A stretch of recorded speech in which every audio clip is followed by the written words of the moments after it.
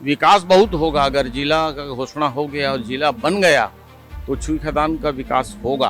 पिछले चुनाव में मुख्यमंत्री द्वारा गंडई को तहसील घोषित किया गया, साल्हेवारा को तहसील घोषित किया गया। इस उपचुनाव में 60 और 40 का चल रहा था, बीजेपी 60 में 40, लेकिन मुख्यमंत्री की घोषणा के बाद में अब पलट हो गया।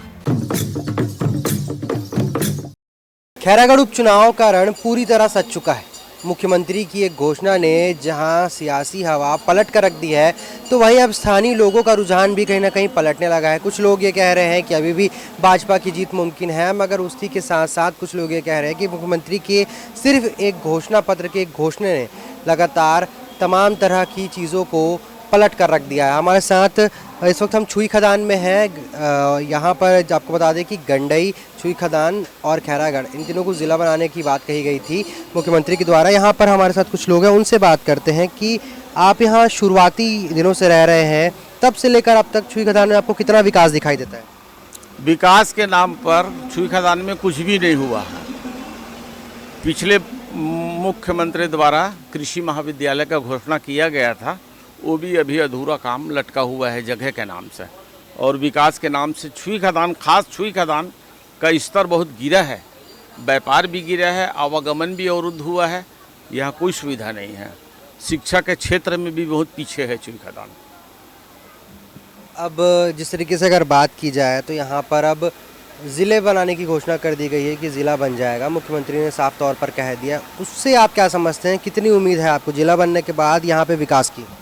विकास बहुत होगा। अगर जिला का घोषणा हो गया और जिला बन गया तो छुई खदान का विकास होगा। यहाँ बड़ा तहसील था, पहले तोड़ करके यहाँ तहसील को छोटा किया गया। पिछले चुनाव में मुख्यमंत्री द्वारा गंडई को तहसील घोषित किया गया, साल्हेवारा को तहसील घोषित किया गया। उसके हिसाब से यहाँ पर व्यापार बिल्कुल मंदा हो गया था, आवाजाही कम हो गई थी।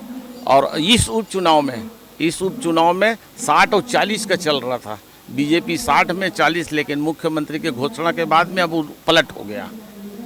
लगातार तमाम तरह की चीज़ें हैं। बच्चों की बात की जाए, शिक्षा की बात आपने कही कि शिक्षा के क्षेत्र में यहाँ बहुत पीछे है छुई खदान। आसपास के जो जगह है उनको फ़ायदा मिला, मगर खैरागढ़ के सबसे नज़दीक होने के बाद भी इसे कोई फ़ायदा नहीं मिल पाया अभी तक।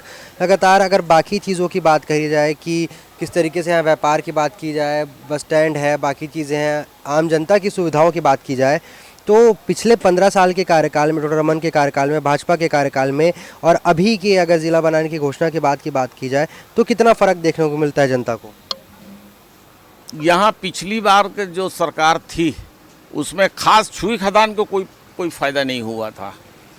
यहाँ के विधायक रहते हुए भी कोई फ़ायदा नहीं हुआ था। स्वर्गीय देवव्रत सिंह जी द्वारा कुछ प्रयास किया गया था यहाँ, लेकिन आकस्मिक निधन के बाद में फिर वहीं ठंडे बस्ते में चला गया था। फिर यहाँ कुछ भी विकास नहीं हो, लेकिन इस घोषणा के बाद ऐसा उम्मीद की किरण नज़र आ रही है कि यहाँ विकास होगा।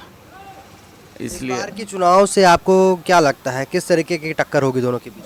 60 और 40 का है। इसका पल्ला ज़्यादा भारी दिखाई देता है? कांग्रेस का। इस वजह क्या है? ये जिला का घोषणा, संयुक्त जिला का घोषणा है, और बहुत सी चीज़ें आज घोषणा पत्र में पढ़ने को मिला है।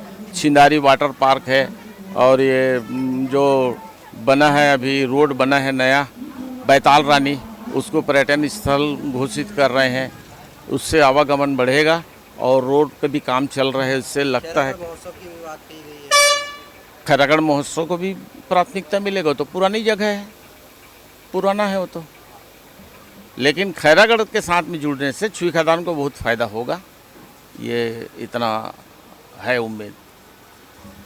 साफ तौर पर देखा जा सकता है कि जिस तरीके से मुख्यमंत्री भूपेश बघेल की घोषणा ने अब ये पूरा खेल पलट कर रख दिया है। आम जनता खुद कह रही है कि जहां बीजेपी का पल्ला भारी था, वहां एक घोषणा के बाद अब साफ तौर पर कांग्रेस कई ज़्यादा आगे निकल गई है, और ज़िले बनाने की घोषणा के बाद से ही तमाम तरह की चीज़ों के साथ यहाँ के लोगों में अलग तरह का उत्साह दिखाई देता है।